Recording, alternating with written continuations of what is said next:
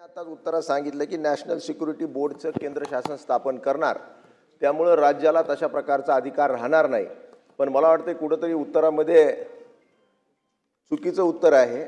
National security board जर स्थापन केलं तर त्याबरोबर आपल्याला राज्य शासनाचे सुद्धा काही कायदे त्यामध्ये चांगल्या कामासाठी आपल्याला लागू करता येतील.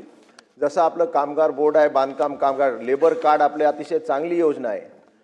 बांधकाम कल्याणकारी बोर्ड जे आहे तशा प्रकारच्या सगळ्या योजना, म्हणजे यांच्या डिलिव्हरीची काही घरची महिला असेल, यांना हेल्थ सिक्युरिटी असेल, यांचा ट्रॅव्हलिंगचा खर्च असेल, यांना काय अपघात झाला तर त्यासाठी काही मिळणारी रक्कम असेल, या सगळ्या योजना आपण यांना लागू करणार का?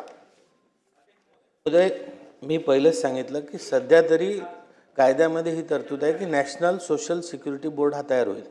आणि आपण जे म्हटलं बांधकाम कामगार मंडळाचं जे मंडळ आहे हे बांधकाम कामगार मंडळाचा कायदासुद्धा सेंट्रल गव्हर्नमेंटचा आहे.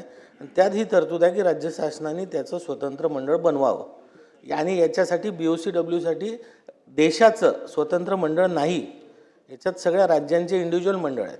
त्यामुळे असा कायदा व्हावा या दृष्टीने केंद्र सरकारशी आपण संपर्क करू, त्यांच्यासोबत पाठपुरावा करू. आणि निश्चित आता हे नवीन कायदे येतात आहे, याचे अजून बरेच हे निघायचे राहिले आहेत. येणाऱ्या काळात असं स्वतंत्र मंडळ बनवता येईल का या दृष्टीने सुद्धा आपण तपासून कार्यवाही करू. प्रश्न क्रमांक 4.